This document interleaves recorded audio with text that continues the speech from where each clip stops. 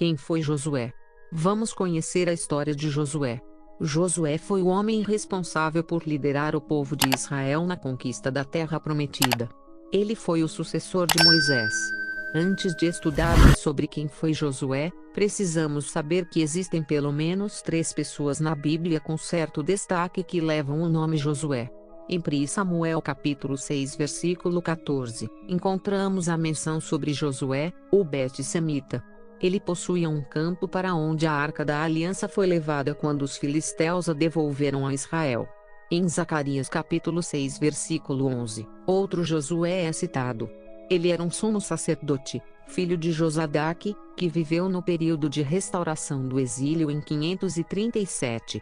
Agora que conhecemos os outros 2 personagens bíblicos que também se chamavam Josué, poderemos nos concentrar na história do principal Josué da Bíblia, o sucessor de Moisés. A história de Josué. Apesar da história de Josué ser contada com mais destaque no livro do Antigo Testamento que leva seu nome, Josué aparece na narrativa bíblica já no livro de Êxodo. Ele era filho de Num, da tribo de Efraim. O significado do nome Josué.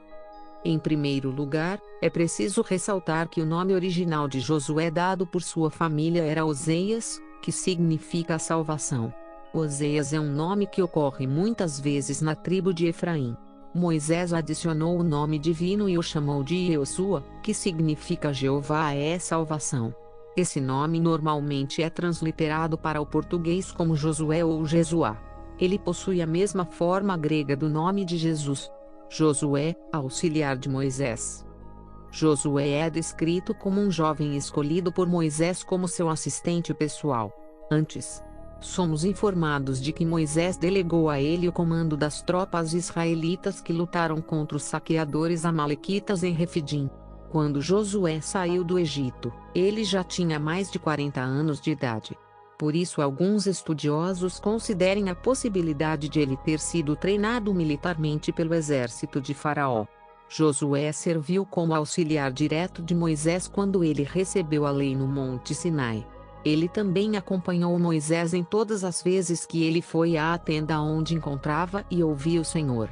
Certamente esse foi um período de muito aprendizado para Josué. Ele entendeu como esperar no Senhor e aprendeu a ser um adorador fiel. Além disso, ele pôde adquirir traços do comportamento de Moisés e adicionar ao seu próprio valor pessoal, como a paciência, mansidão e liderança. Josué, um dos 12 espias em Canaã.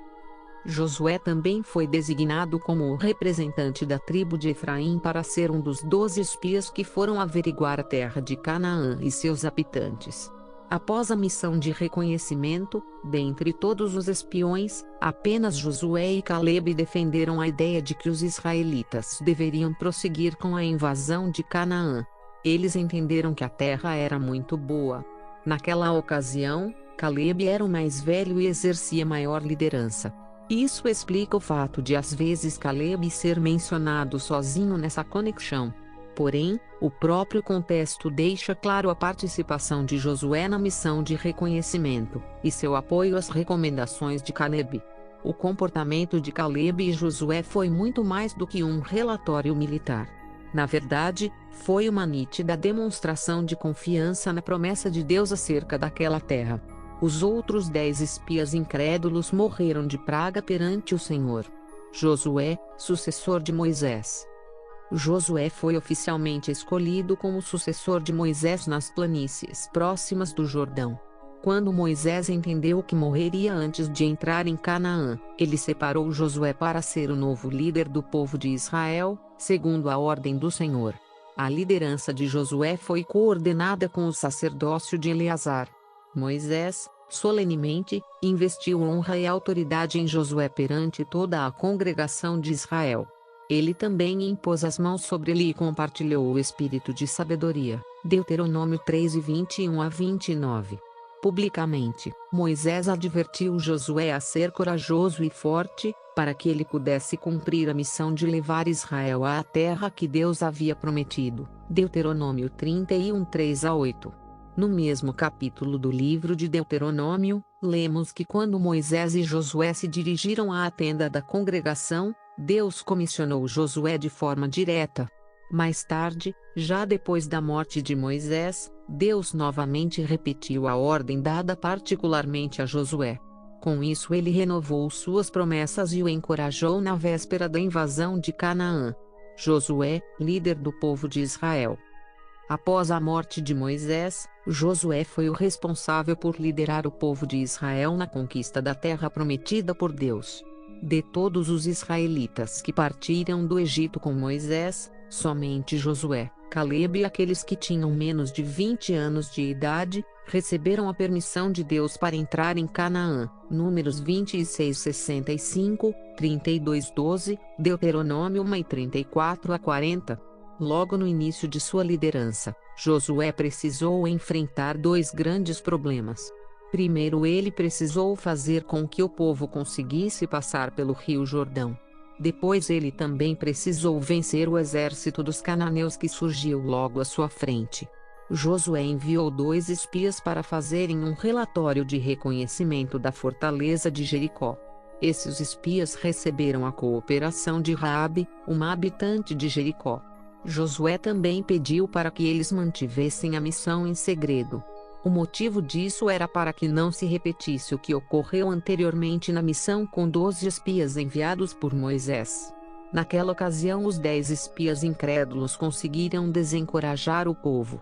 O agir de Deus a favor do povo de Israel fez com que os moradores daquelas terras ficassem apavorados. No capítulo 3 do livro de Josué, temos a descrição de como Deus, sobrenaturalmente, interrompeu as águas do Jordão quando os sacerdotes que levavam a Arca da Aliança pisaram nas águas. Assim o povo de Israel passou a seco marchando em direção a Jericó. Josué toma Jericó. Josué demonstrou toda a sua confiança em Deus, obedecendo a cada uma das táticas que Deus lhe dava para ser vitorioso na terra de Canaã. Muitas dessas táticas, aos olhos humanos, eram completamente inusitadas. Foi assim na tomada de Jericó, onde os sacerdotes e o povo foram ordenados a marcharem em volta da cidade. No 7º dia, quando os sacerdotes tocaram as buzinas e o povo gritou com grande brado, as muralhas de Jericó caíram. Com exceção de Acã, o exército israelita seguiu a ordem de não saquear as ruínas da cidade buscando despojos de guerra em benefício próprio. A atitude de Acã trouxe duras consequências, não só para ele, mas para o próprio povo de Israel. Os israelitas acabaram sendo derrotados em sua primeira investida contra os homens de Ai, Josué 7. Já no segundo ataque aí descrito em Josué 8, podemos ver a tamanha habilidade e estratégia que eram comuns nas campanhas militares de Josué. Naquela ocasião os israelitas fizeram uma emboscada. Eles simularam uma fuga e enganaram o exército de Ai, fazendo com que os soldados inimigos saíssem de sua cidade fortificada. Assim eles foram fatalmente derrotados. Por todo o livro de Josué encontramos exemplos das incríveis ações militares lideradas por ele. Um desses exemplos foi a marcha noturna de Gilgal para aliviar o cerco de Gibeão. Durante a batalha descrita no capítulo 10, vemos como a providência divina acompanhou aquele povo. Por exemplo, na saraiva enviada pelo Senhor que matou mais inimigos do que o próprio exército de Israel pela espada, e pelo episódio tão conhecido em que o sol parou e a lua se deteve, até que os filhos de Israel se vingaram de seus inimigos. Aquele foi um dia que jamais se repetiu em toda a história.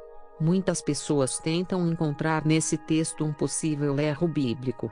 Elas alegam que o erro está no fato de o texto descrever que o Sol e a Lua pararam, ao invés da rotação da Terra.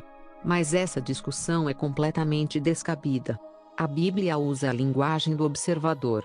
Isso significa que mesmo em nossos dias, em pleno século XXI, caso a rotação da Terra parasse, do ponto de vista do observador, isto é, de quem está na Terra, o Sol é que estaria parado no céu. Josué conseguiu subjugar toda a terra de Canaã, e fez a distribuição das terras entre as tribos de Israel. Depois, gradualmente os israelitas foram se instalando nas terras e construindo seus edifícios. Isso ocorreu no período que compreende desde a época dos juízes até o reinado de Davi, a morte de Josué. Quando chegou o tempo de Josué dissolver seu comando, ele reuniu todas as tribos de Israel. Em seu discurso de despedida, ele pediu que os filhos de Israel renovassem o compromisso de sua aliança com Deus. Ele também advertiu o povo a guardar os mandamentos do Senhor e a serem sempre fiéis. Josué morreu com 110 anos de idade, e foi sepultado em suas terras, perto de Timnat-Sera, que está no Monte Efraim, ao norte do Monte Gás. Josué 24 e 30. O exemplo de Josué. Josué pôde ver o poder de Deus desde o Egito, passando pelo período no deserto, até chegar, finalmente, na terra prometida em Canaã. A história de Josué e o seu exemplo como homem temente a Deus, certamente nos ensinam muitas lições. Alguns pontos que podemos destacar sobre esse notável homem de Deus são: Josué soube ser um excelente liderado quando esteve sob o comando de Moisés. Josué possuía todas as qualidades de um verdadeiro líder. Coragem era uma marca constante em sua vida. Josué foi corajoso desde sua juventude, ainda no início da peregrinação de Israel pelo deserto, até as grandes batalhas lideradas por ele em Canaã. Ele estava sempre atento às ordens de seu divino comandante. Ele tinha consigo a nítida certeza de que seu sucesso na liderança daquele povo dependia completamente de sua obediência ao Senhor. Por mais inusitada que parecesse, Josué nunca questionou as ordens dadas por Deus. Suas estratégias sempre eram planejadas sob a direção da palavra de Deus. Josué era um homem de palavra e que preservava a sua honra. Essa característica de seu caráter pode ser notada no cumprimento do acordo feito com Raabe. Josué foi um homem completamente devotado à lei de Deus. A palavra do Senhor era o que preenchia sua mente e coração. Ele era um líder respeitado pela nação de Israel e o povo confiava em suas decisões. Os israelitas podiam notar em sua vida a presença e a aprovação de Deus. O exemplo de sua conduta irrepreensível de temor e obediência a Deus, não se acabou com sua morte. A história de Josué continuou a influenciar o povo de Israel durante o período dos anciãos que ainda sobreviveram muito tempo depois dele.